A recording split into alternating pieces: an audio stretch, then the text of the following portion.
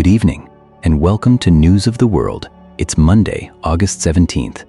Tonight we drift slowly across 28 countries, from Liechtenstein to Georgia. There's nothing you need to do, and nowhere you need to be. Settle in and let the world turn.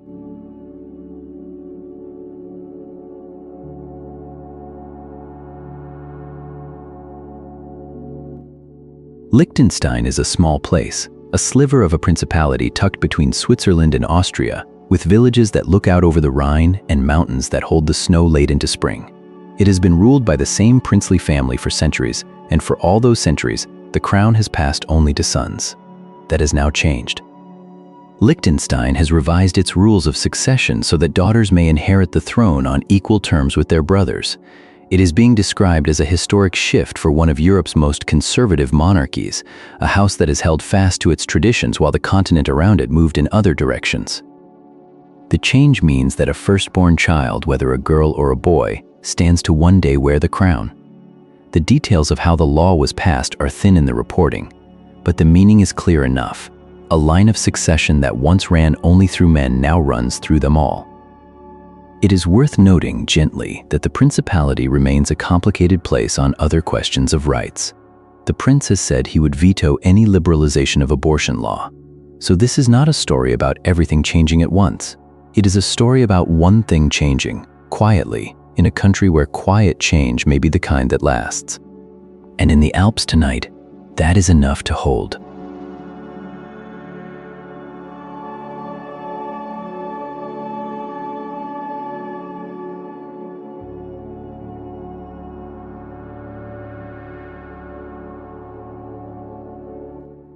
Iran sits on some of the largest oil reserves on Earth, and these days most of it stays in the ground.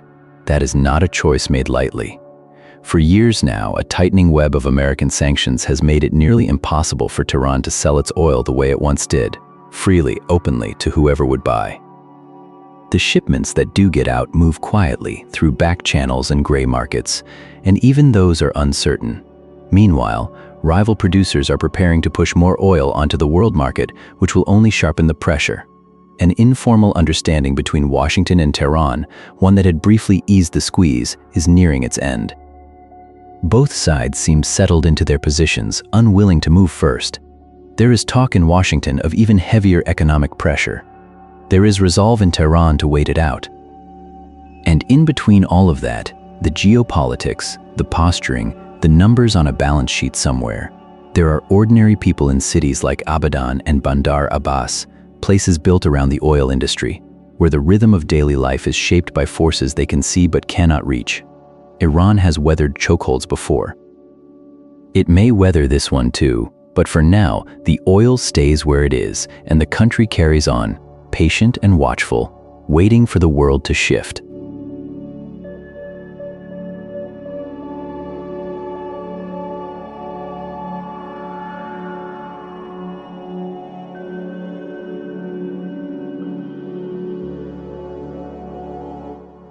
Brunei sits on the northern coast of Borneo, small and remarkably quiet for a country so often called the wealthiest in Asia.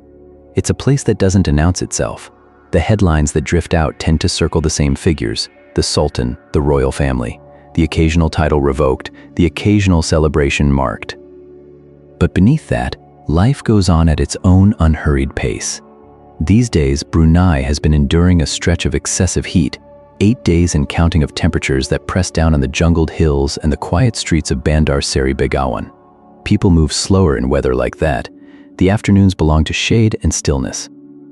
A Malaysian visitor documenting her daily life there recently described it in gentle, ordinary terms: the markets, the mosques, the routines of a country where the pace is set not by urgency but by habit.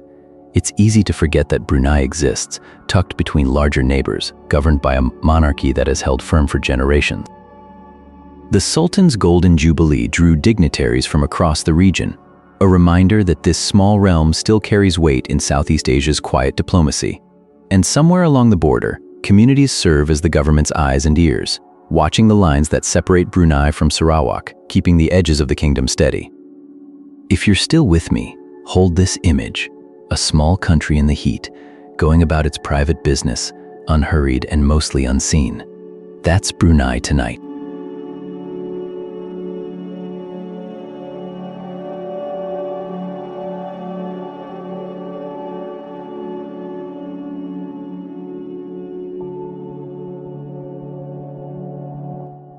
Eritrea sits along the Red Sea, a small country with a deep memory.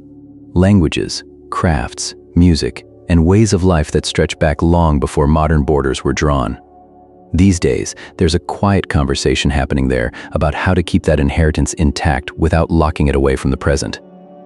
The Ministry of Information has been highlighting something they call preserving tradition through innovation. The idea is simple enough, even if the work behind it isn't. You take what's old, a skill, a story, a way of doing things, and you find a new vessel for it, so it doesn't quietly disappear. Not long ago, they spoke with a group called Shamco Apps, and the framing they used stays with me. They called technology a bridge between generations. That's a gentle way of putting it. In a country where elders hold so much knowledge in their hands and their voices, and where younger people are increasingly fluent in screens and code, the question isn't whether change will come. It always does. The question is whether the old and the new can learn to speak to each other before something precious slips through the gap. Eritrea has never been a place in a hurry. Its rhythms are older than that. And if you're still with me, you might sit with that image for a moment, a young developer and a grandmother, not in opposition, but in conversation, each one holding something the other needs.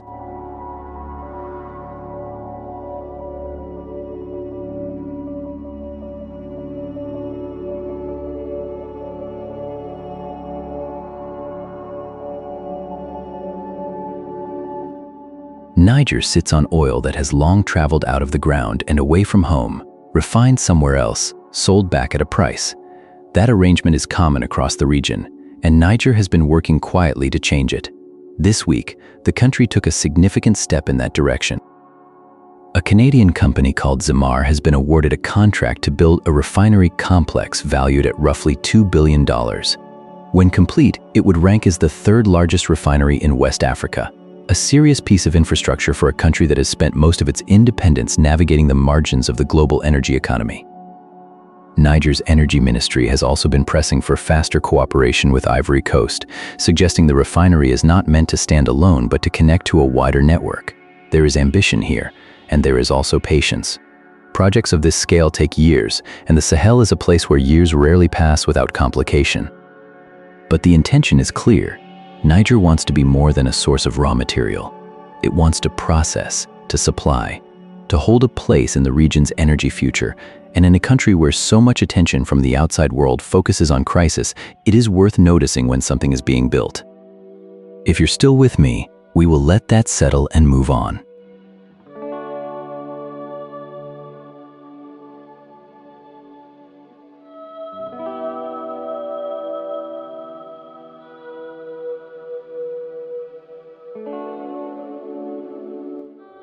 Slovenia has become the first country in the European Union to introduce fuel rationing, a quiet but significant step as energy disruptions ripple across the continent. It's the kind of news that arrives without fanfare but settles heavily into daily life, because when a country starts limiting fuel, it touches everything. The morning commute, the harvest brought to market, the delivery truck winding through alpine roads toward a small town. The details of the rationing aren't fully clear yet, but the fact of it matters. Slovenia is a small country nestled between Italy, Austria, Hungary, and Croatia, a place of emerald rivers and forested hills where people have long lived close to the land. It has weathered transitions before, emerging from Yugoslavia, joining the EU, building a steady, modest prosperity. What makes this moment stand out is that Slovenia is the first in the Union to take this particular step. Others may be watching. Energy disruptions have a way of testing not just infrastructure but temperament, how people share, how they adapt, how they look after one another when something basic becomes scarce. If you're still with me, consider what it means to ration something quietly before the crisis becomes loud. There's a kind of care in that, a willingness to act early rather than wait. Tonight in Slovenia, families will fill what they can, drive a little less, and carry on. The Emerald Lakes will still be there in the morning. So will the people, steady and watchful, making do.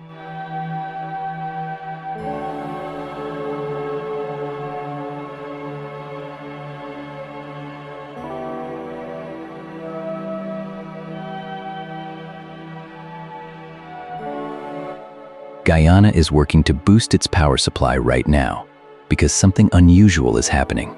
El Niño, that warm Pacific current that shifts weather patterns across the globe, has been driving record demand for electricity across the country. The dry spell it brings means more heat, more air conditioning, more strain on a grid that was already stretched thin. It's the kind of quiet pressure that doesn't make headlines until the lights flicker, and Guyana is trying to stay ahead of it. This is a country in the middle of enormous change. An oil boom has reshaped its economy over the last several years, bringing new construction, new businesses, new visitors. International hotel chains are moving in. Exxon is using artificial intelligence to analyze offshore oil fields more quickly. Seismic surveys are mapping the shallow waters off the coast. Growth like this needs power, reliable, steady, enough to meet a demand that keeps climbing. And then El Niño adds its own weight on top of all that. So engineers and planners are doing what they can, boosting capacity, trying to keep pace with a country that is changing faster than its infrastructure was built for. If you're still with me, picture that quiet effort, the grid humming, the heat holding, people working through the night to make sure it doesn't go dark. A small country, growing fast, asking a lot of its own systems, and trying steadily to answer.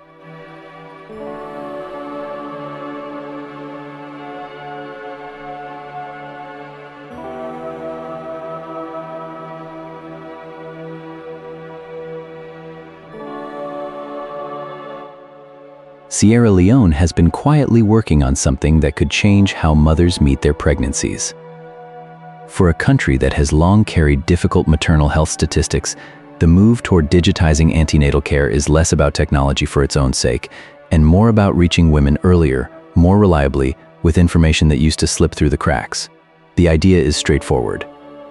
Community health workers, often the first and sometimes the only medical presence a pregnant woman will see, get digital tools to track appointments, flag risks, and keep records that follow a patient instead of disappearing into a paper file somewhere far away. In a place where distances are real and clinics can be hard to reach, that continuity matters. A missed visit can become a missed warning sign, and a missed warning sign can become something far harder to undo. What makes this worth noticing is not the gadgetry. It is the intention behind it that a woman in a village or on a road that barely qualifies as one should not be invisible to the system meant to protect her. Sierra Leone knows what it costs when care arrives too late. These digital efforts are a way of trying to close that gap. One visit, one worker, one pregnancy at a time. If you're still with me, hold that image for a moment. A health worker with a phone, a mother-to-be, and a record that finally holds. It is not a dramatic story, but it is the kind that settles deep and stays.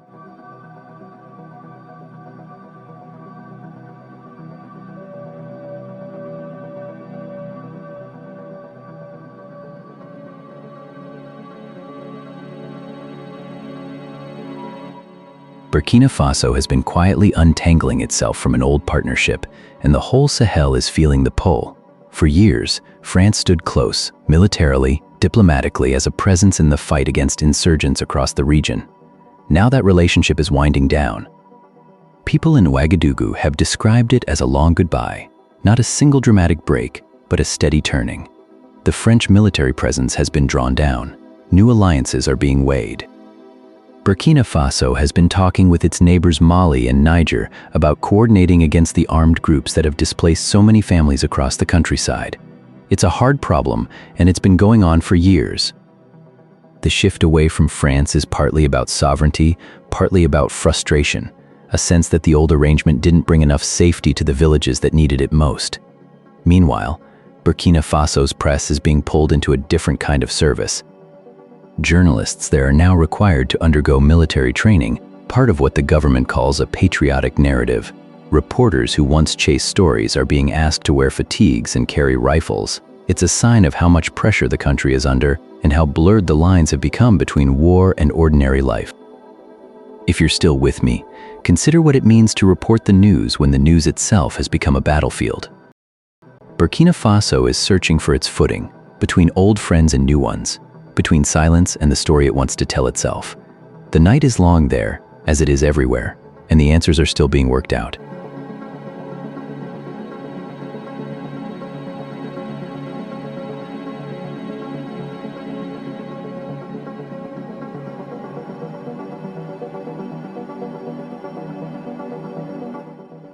Kyrgyzstan sits high in the mountains of Central Asia, a country of about 7 million people where politics has never quite followed a predictable rhythm.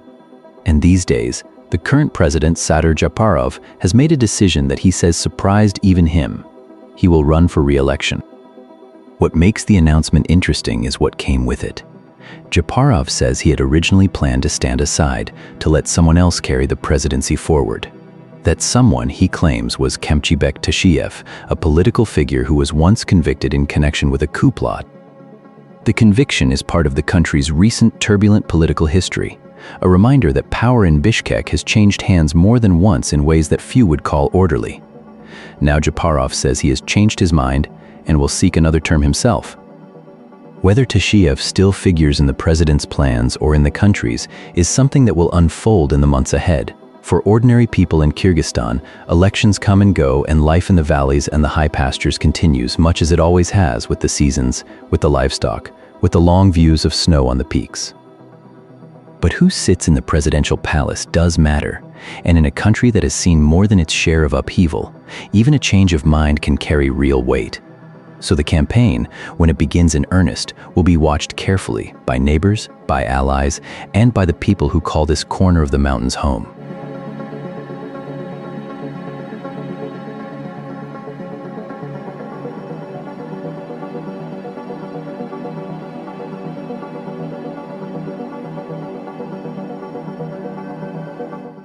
In France these days, something quiet has been happening in the cinemas. A biopic about Charles de Gaulle, the general who refused to accept defeat and spoke to his country from exile in London, has become a surprise hit, and the surprise is who's watching. It's younger viewers.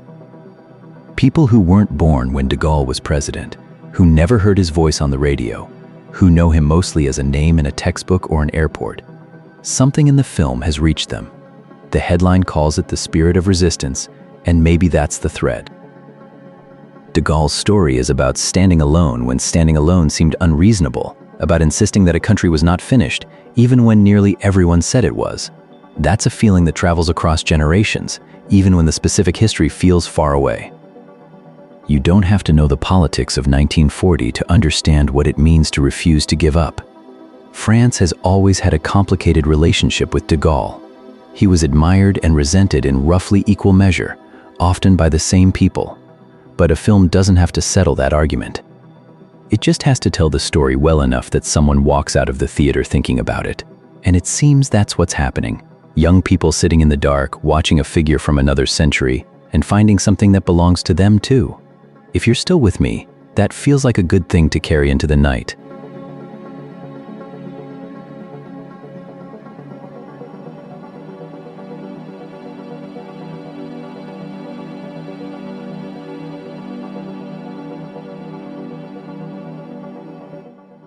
In Croatia, archaeologists have uncovered something that waited a very long time to be seen, a set of early Christian mosaics, roughly 1,600 years old, resting quietly beneath the ground.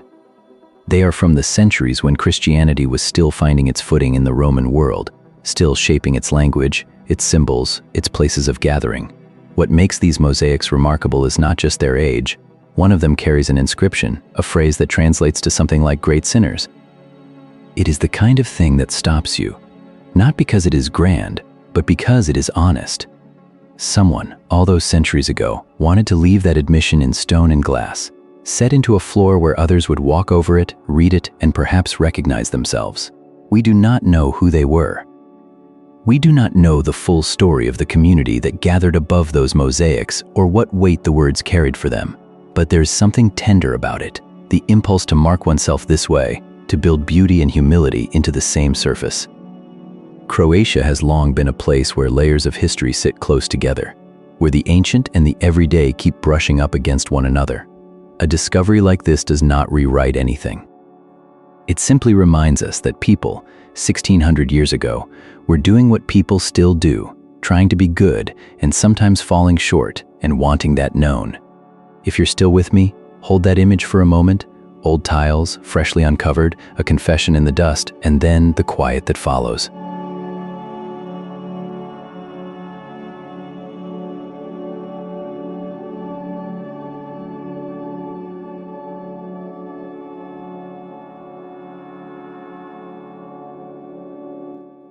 Lesotho sits high above the surrounding land, a kingdom entirely encircled by South Africa, and that geography shapes nearly everything. The rivers, the roads, the way people move. This week, that closeness was formalized a little further, as Lesotho and South Africa met in the coastal city of Durban to deepen their bilateral cooperation. The talks touched on shared challenges that neither country can solve alone.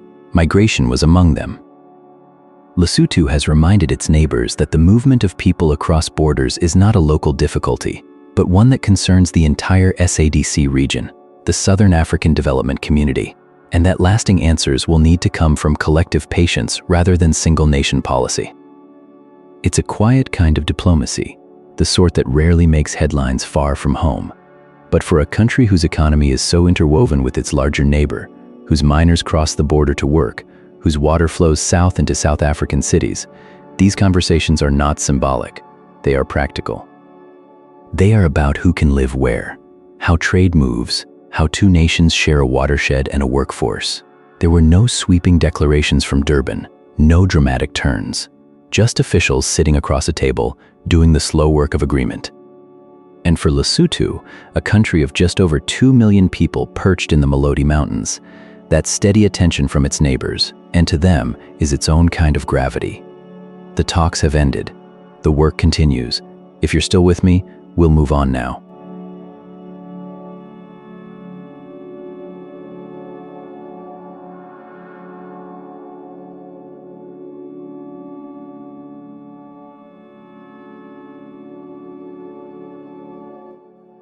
Ireland has been quietly drawing a line around its gambling industry these days, and the line is about money.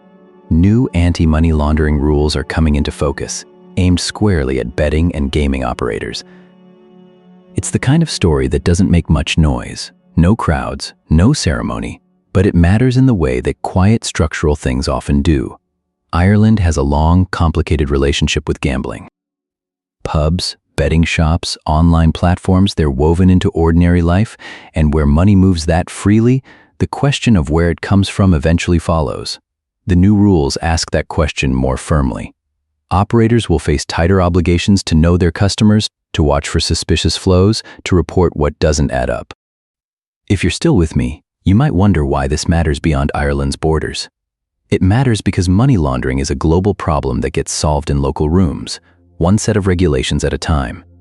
Ireland is a small country with a disproportionately large financial services sector, so the rules it writes tend to ripple outward.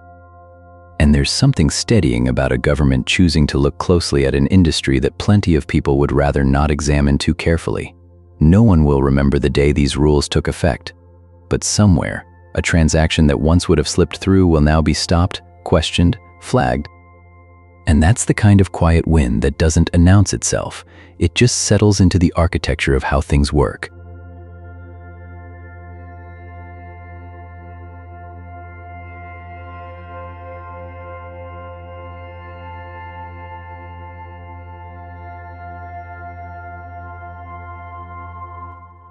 Germany is dry these days, and the dryness has a way of making itself known. Across the country, wildfires have been spreading as heat and drought intensify. Not the kind of vast infernos that make front pages elsewhere, but enough to change the air, the sky, the way people look at the horizon. Down in the southwest, a place called Sexau has been watching its air quality slip, the kind of slow, measurable shift that tells you something is burning not far away. And over near the Belgian border, the situation has been more urgent. Belgium has been fighting its largest wildfire on record, and hundreds of people have fled their homes as the flames have edged toward German territory. It's the sort of thing that makes a border feel less like a line on a map and more like a shared breath. What burns on one side is felt on the other. Germany has seen hot, dry summers before, of course, but there's a steadiness to this heat now, a persistence that farmers and firefighters and people who keep gardens all seem to notice in the same quiet way.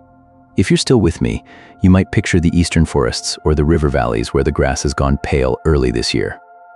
Nothing here is catastrophic in the way the word usually means, but it is real, and it is wearing on people who are paying attention.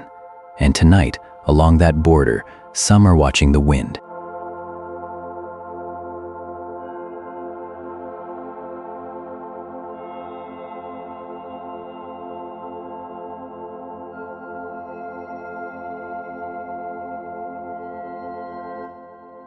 Tanzania has taken a quiet but practical step in how it does business with one of its largest trading partners.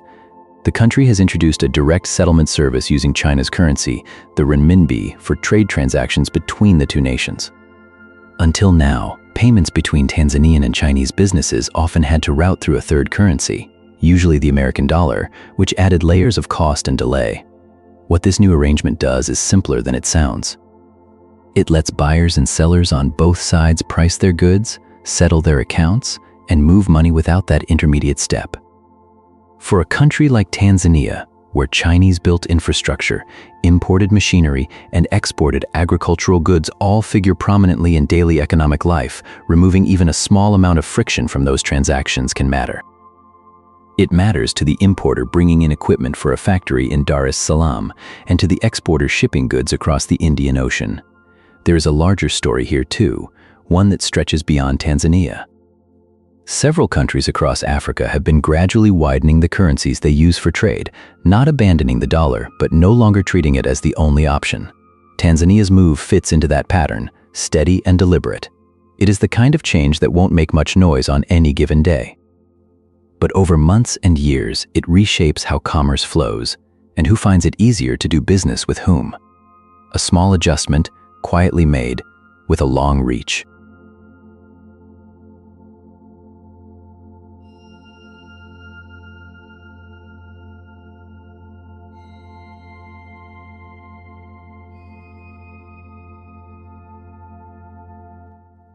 Barbados is a small island, and like small islands everywhere, it has to think carefully about who will carry things forward. This week, the Barbados Defense Force renewed its call for young people to consider a life in uniform, not the old image of a force standing still, but something it describes as modernizing, adapting, looking ahead. The appeal is simple and patient. Come and see what this could be. The details are thin, but the shape of the story is familiar enough.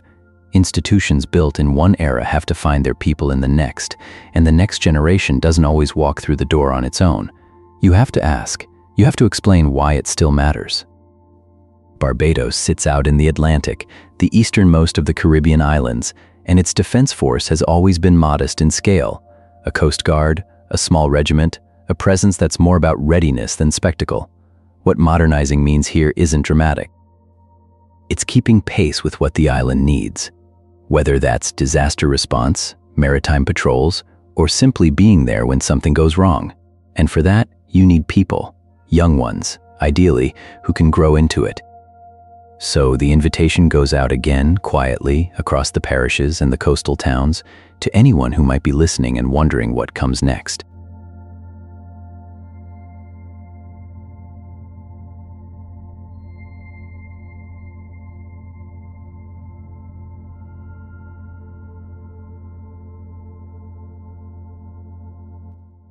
Fiji is a country that lives across the water, more than 300 islands scattered in the South Pacific, connected to each other and to the world by thin ribbons of air. So when Fiji's parliament voted this week to guarantee up to $200 million in borrowing for Fiji Airways, it wasn't just a line in a budget. It was a country making sure its airline can keep flying. The guarantee lasts 3 years. It gives Fiji Airways room to borrow what it needs with the government standing behind it. For an island nation, the national carrier is not a luxury. It is how families visit each other across the archipelago. It is how fish landed at dawn in Suva reaches a dinner table in Auckland by nightfall.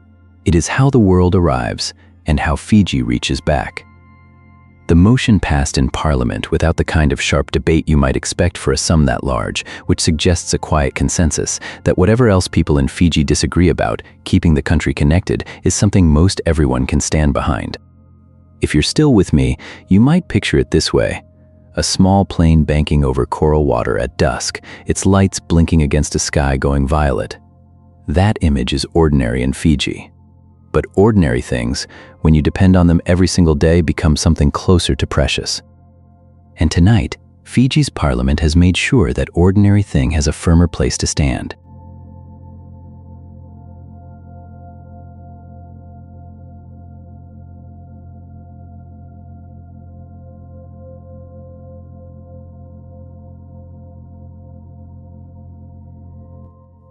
Egypt has always kept a close eye on the sky. The people who built the pyramids tracked the movements of the sun with a precision that still surprises modern astronomers, charting its path across the desert with nothing but stone, shadow, and extraordinary patience. So there is something fitting in the news that Egypt will soon host the longest total solar eclipse of this century. The details are still coming together, but the broad shape of the story is clear. A total eclipse, that brief, extraordinary moment when the moon slips fully in front of the sun and daylight folds into an unexpected dusk, will trace a path across landscapes that have witnessed this particular kind of silence before. If you have never stood in one, people who have described it as deeply strange. Birds go quiet, the air cools.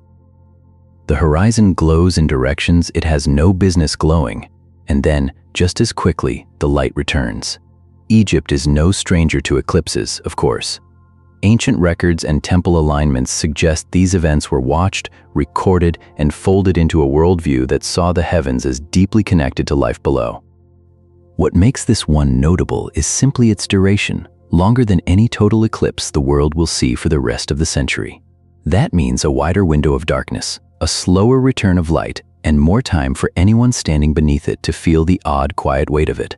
Somewhere across the desert, the shadow will fall. And for a few long minutes, even the sun will wait.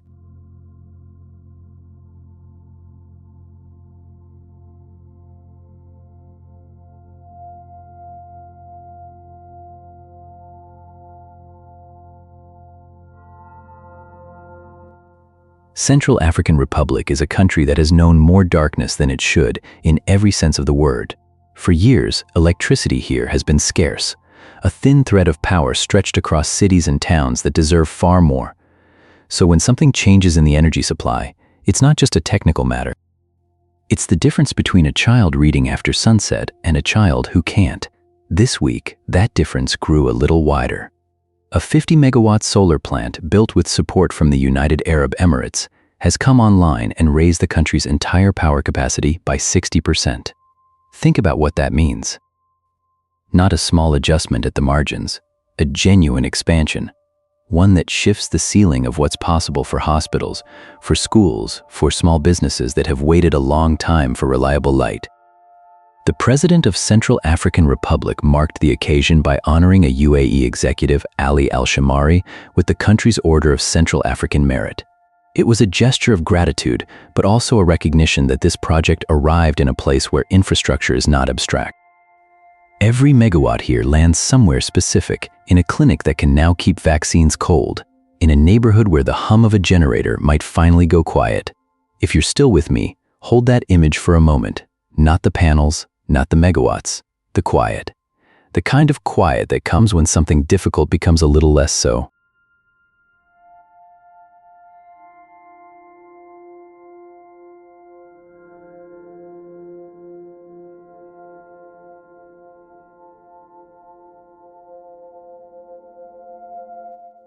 Pakistan has been part of something quietly significant this week, a defense agreement struck in Mecca alongside Saudi Arabia and Turkey. The three countries have ties that stretch back generations, woven through shared faith, trade, and old alliances. But bringing them together now in a formal pact is something new. The signing happened in Mecca, which gives it a certain weight, not just political, but almost spiritual, for countries that all look toward that city with deep reverence. The pact has drawn attention from well beyond the region. Donald Trump welcomed it publicly, calling it big and bold. Turkey's President Erdogan has suggested Egypt might eventually join too, which would widen the circle further. Commentators have been describing it as a sign of a realigning global order, a phrase that sounds grand, but really just means the old arrangements are shifting and countries are finding new partners, or rediscovering old ones in ways that would have seemed unlikely a decade ago. For Pakistan, this matters. The country has long balanced relationships between East and West, between neighbors near and far. A pact like this gives it a firmer footing in its own neighborhood, alongside partners it trusts. And for ordinary Pakistanis, the question is simpler. What does this mean for stability, for security, for the quiet business of daily life? Those answers will come slowly. For now, it's enough to note that something has shifted, and that Pakistan is part of it. If you're still with me, we'll carry on.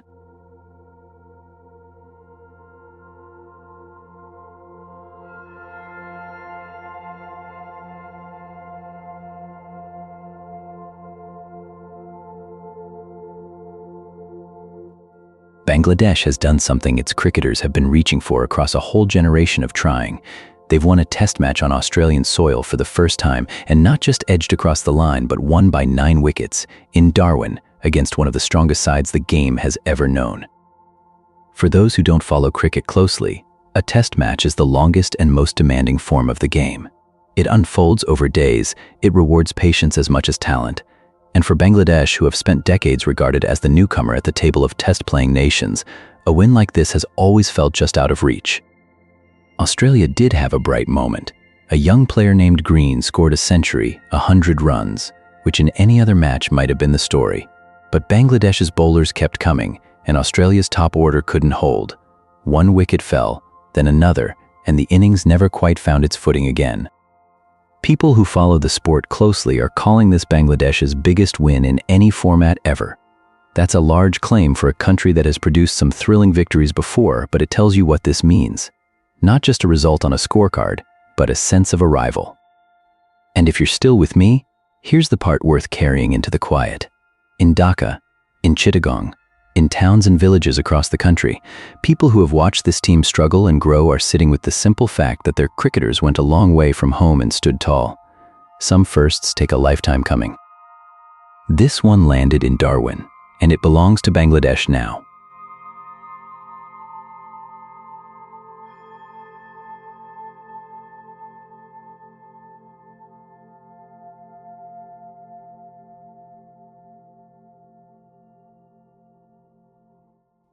In the Philippines, there's a stretch of rock and shallow water in the South China Sea that most Filipinos know as Scarborough Shoal, or Panatag, the calm one. These days, it is not so calm. China has been running military drills in the waters nearby, a show of presence that has gone on long enough to feel routine and yet never quite ordinary. The Philippine government has responded the way it often does now, by restating its legal claim to the reef and refusing to let the exercises change what it believes is rightfully its own.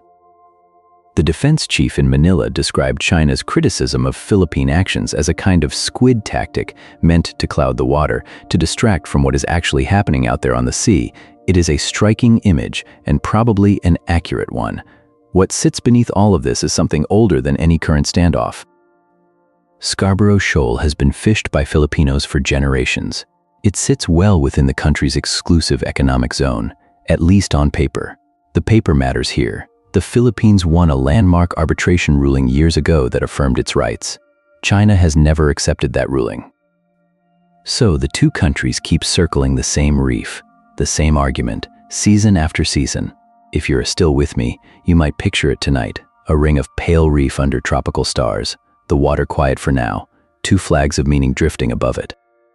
The Philippines holds its ground, gently and deliberately, the way a small country must when the neighbor is very large.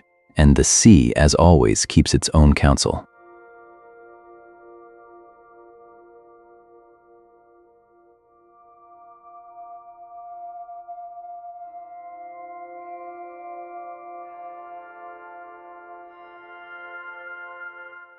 Tonga, that scattering of coral and volcanic islands in the South Pacific, has been quietly reshaping its government.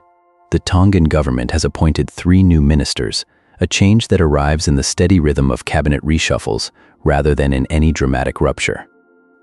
Details are thin from here, but the news itself tells us something about how this small kingdom manages its affairs. Carefully, deliberately, with an eye to who serves and how. Tonga sits far from most of the world's attention. Its capital, Nuku'alofa, hums along on the main island of Tongatapu, where roughly a quarter of the country's 100,000 people live. The government there operates under a blend of monarchy and parliamentary democracy, and shifts in cabinet, even small ones, ripple outward across a society where families and communities are tightly woven. 3 new ministers means 3 new portfolios, 3 new sets of responsibilities handed to people who will now carry a share of the country's direction, in a place this size, that is not an abstract shuffle of names. It is neighbors and colleagues taking on work that touches daily life. And elsewhere on the islands this week, there were quieter stories too. The Tongan Navy carrying a medical team across the water to Auea for an emergency operation, which is a reminder that in this part of the world, the sea is not a barrier but a road, and the institutions of state are sometimes the ones who travel it when someone needs help. If you're still with me, hold that image for a moment. A boat, a medical team, a small island waiting, and we'll move on.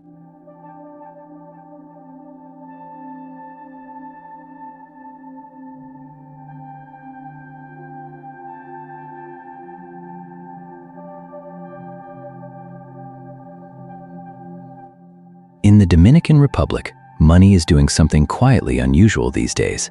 The Dominican peso has gained strength by about 8% through 2026, and that's not a small thing for a Caribbean economy that has seen its currency wobble in harder seasons. The reason, as it's being told in Santo Domingo, has partly to do with security. The government there has been deepening its ties with Washington, building closer cooperation on security matters, and that closer relationship seems to have steadied the nerves of investors and ordinary savers alike. When a currency strengthens like this, what it means in daily life is that imported goods, fuel, medicine, machinery, cost a little less to bring in for families and small businesses. That's a margin of breathing room. It doesn't solve everything, and no one in Santo Domingo is pretending it does. But there's a sense that the ground beneath people's feet has grown a touch firmer. If you're still with me, picture the capital at dusk, the Malacones stretching along the water, vendors packing up, the air warm and salt-edged. Somewhere in that evening, the peso's quiet rally isn't headline news on the street. It's just a small, steady reassurance that the country's footing for now is holding.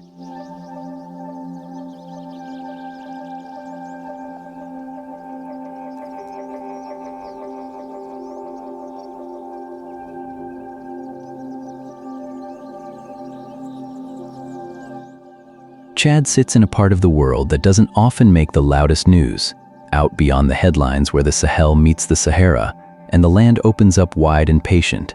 It's one of the largest countries in Africa, and much of it is dry, swept by winds that carry sand for hundreds of miles. But there's water too, or the memory of water. Lake Chad, which gives the country its name, has been shrinking for decades. It was once one of the largest lakes on the continent. These days, it's a fraction of what it was, and the people who live around its edges, farmers, fishers, herders, have learned to adjust their lives to what the lake gives and what it takes back. That kind of adaptation takes a quiet courage. The capital, N'Djamena, sits in the west, near where the borders of several countries meet. Life there goes on the way. Life goes on anywhere. Markets opening in the morning, children heading to school, conversations that stretch long into the evening. Chad has known its share of difficulty, droughts, displacement, political uncertainty, but the people there carry on with a steadiness that doesn't always get noticed. If you're still with me, just hold that image for a moment, a vast, patient land at the heart of a continent, where the horizon goes a long way and the people meet it as they always have, slowly, with care.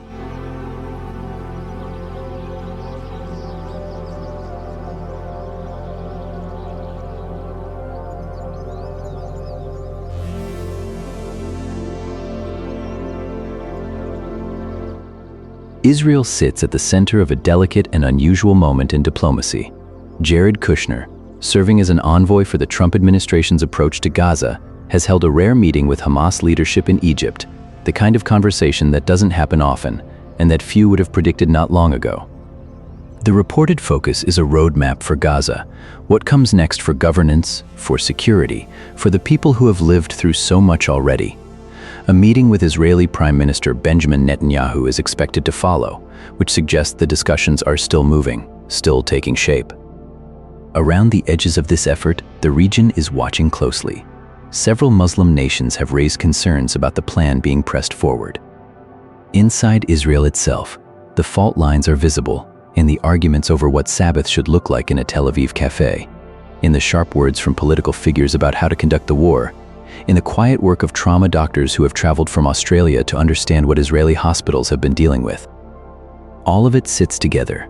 The diplomacy, the domestic strain, the grief that doesn't pause for negotiations. If you're still with me, just hold all of that for a moment. A roadmap is only lines on paper until the people who have to live with it decide they can. Tonight, that decision is still ahead.